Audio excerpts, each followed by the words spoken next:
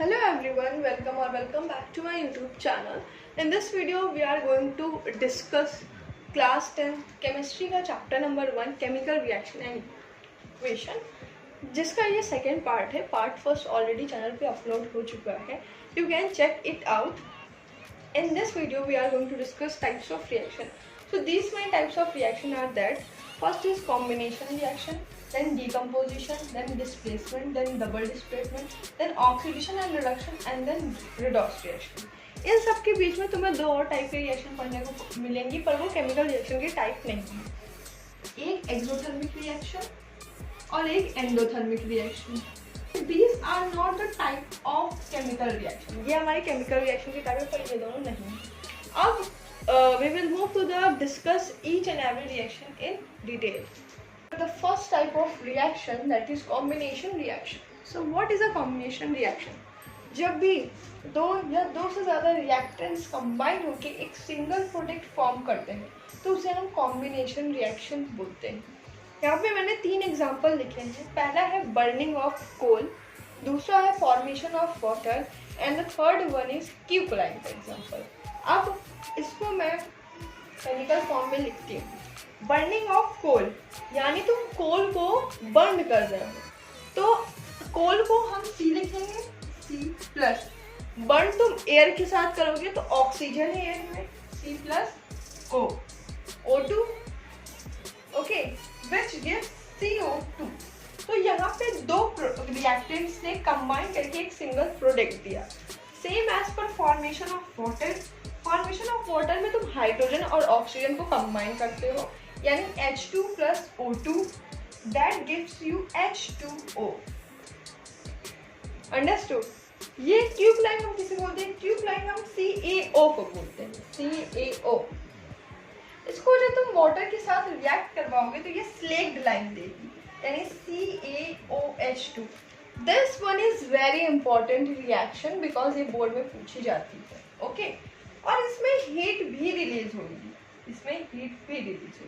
तो यहाँ पे एक और रिएक्शन इंट्रोड्यूस होती है, exothermic reaction.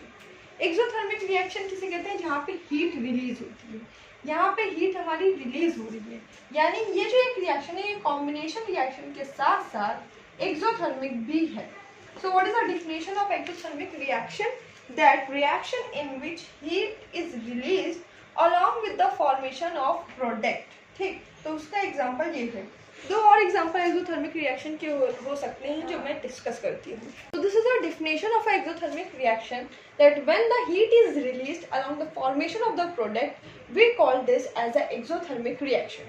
These are the 2 examples. पहला एग्जाम्पल है हमारा बर्निंग ऑफ नेचुरल गैस का. ये हमारा नेचुरल गैस है, जब वो बर्न वो किसके साथ होगी? ऑक्सीजन के साथ होगी. सो हमें देखिए CO2 H2O प्लस हीट हमारे रिलीज होगी. इस तरीके से जब रिस्पिरेशन होता है तो C6H12 O6 प्लस O2, और वो हमारा कंबाइन करके हमें देता है CO2 प्लस H2O, और एनर्जी हमारी रिलीज होती है. Understood. Moving to next reaction. Type of reaction that is decomposition reaction. इसमें क्या होता है? एक कंपाउंड होता है और वो दो या दो से ज़्यादा सिंपलर सब्सटेंस में स्प्लिट हो जाता है. लाइक ए हमारा कोई कंपाउंड है और जब उसमें रिएक्शन हुई तो वो बी और सी कंपाउंड में टूट गया. ठीक है, तो इसकी डेफिनेशन तुम लिखोगे, the reaction in which a compound split into 2 और more simpler substance and is called decomposition reaction. 3 तरह के डीकम्पोजिशन रिएक्शन होते हैं. एक होता है थर्मल डीकम्पोजिशन, एक होता है इलेक्ट्रोलाइटिक डीकम्पोजिशन, और एक होता है फोटोलाइटिक डीकम्पोजिशन. तो मैं इलेक्ट्रोलाइटिक के नाम से समझ में आ रहा है कि ये जो डीकम्पोजिशन है ये इलेक्ट्रिसिटी जब पास होने की वजह से होता है, पासिंग इलेक्ट्रिसिटी. थर्मल जो होता है वो हीट की वजह से होता है. फोटोलाइटिक होता है वो सन के प्रेजेंस की वजह से होता है. अब मैं इसके एग्जांपल बताती हूँ. इसके जो एग्जांपल होंगे वो डीकम्पोजिशन रिएक्शन के एग्जांपल हो जाएंगे. अगर हम FeSO4 को ले, बहुत ही ज़्यादा इंपॉर्टेंट एग्जांपल है.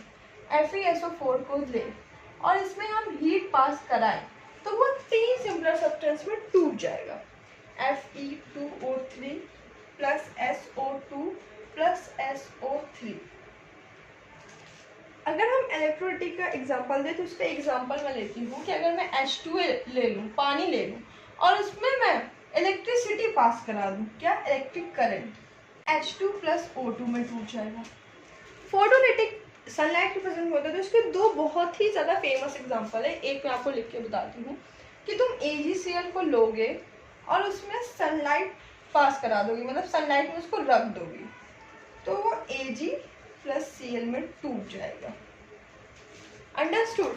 सो ये हमारा पूरा डिकम्पोजिशन रिएक्शन है। इसमें हीट एब्जॉर्ब होती है, मतलब हीट लगती है, तो इसे तुम एक्सोथर्मिक रिएक्शन भी बोल सकते हो, सॉरी एंडोथर्मिक रिएक्शन भी बोल सकते हो। एंडोथर्मिक रिएक्शन क्या होता है, अब उसको डिस्कस करते हैं। Endothermic reaction, the reaction which require energy in the form of heat, light, electricity to break reactants is called endothermic reaction. ऐसा कोई भी रिएक्शन जैसे एनर्जी की ज़रूरत पड़े, वो हीट के फॉर्म में भी हो सकती है, लाइट के फॉर्म में भी हो सकती है और इलेक्ट्रिसिटी के फॉर्म में भी हो सकती है। रिएक्टेंट को तोड़ने के लिए उसे हम एंडोथर्मिक रिएक्शन बोलते हैं। इसका जो बेस्ट एग्जांपल है वो डिकम्पोजिशन रिएक्शन की। डिकम्पोजिशन रिएक्शन में जो हमारी रिएक्शंस होती हैं उसमें हम हीट, लाइट और इलेक्ट्रिसिटी की हेल्प से रिएक्टेंट को तोड़ते हैं, तो वो हमारी एक एंडोथर्मिक रिएक्शन भी होती है। We will discuss more topic on the next video, so make sure to subscribe the YouTube channel to get access of all video of each chapter. Thank you.